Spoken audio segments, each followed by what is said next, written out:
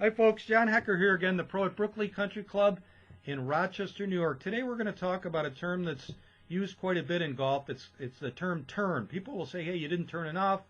I'm going to here to show you, hey, you can actually turn too much and maybe give you some idea just what they're talking about when you're working on your swing so you'll know how to improve that movement. To me, a turn is more referencing your shoulders and your shoulders turning 90 degrees. So in this case, Rory McIlroy, he's hitting an iron here. His shoulders turn 90 degrees. They might even turn a little bit more, which is fine. And there's a couple things to understand. You can overturn, for number one. As long as your head doesn't move in a couple inches to the right, you're going to be in pretty good shape.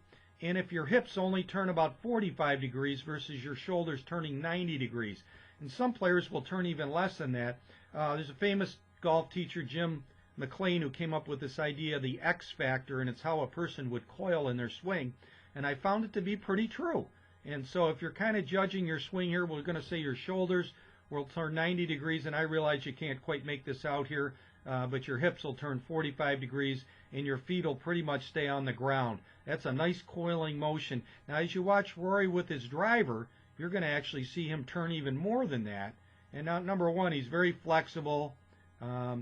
I believe his left heel might be off the ground a little bit here, but again, he's got plenty of flexibility, plenty of movement there. Now, why would he turn more with the driver? Well, turn more with the driver because he's trying to hit it further, and you can base that A on his swing gets longer, but as long as his head stays pretty steady and his lower body doesn't turn too much, hey, he's just going to create more and more power and hit the ball further. And as you watch a guy like McIlroy swing through, you'll see that he's really giving it all he can with his driver, where with his iron, he's not necessarily doing that. He's trying to hit more of a balanced shot where he's hitting a specific distance.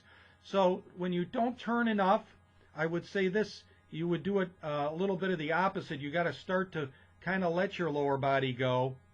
I wouldn't ever want you to move your head too much to the right, but I would say in this case, if you're only getting to this far and you can't turn your shoulders anymore, I'd say, hey, look, let your left heel come off the ground and turn your hips a little bit more. But if you're not turning, if you're turning too much, again, keeping your head steady in the brackets that it started in and kind of limiting your hip turn, that'll help you get a nice, consistent, powerful swing and hopefully help you play better golf. So give it a try out in the course and let me know what you think.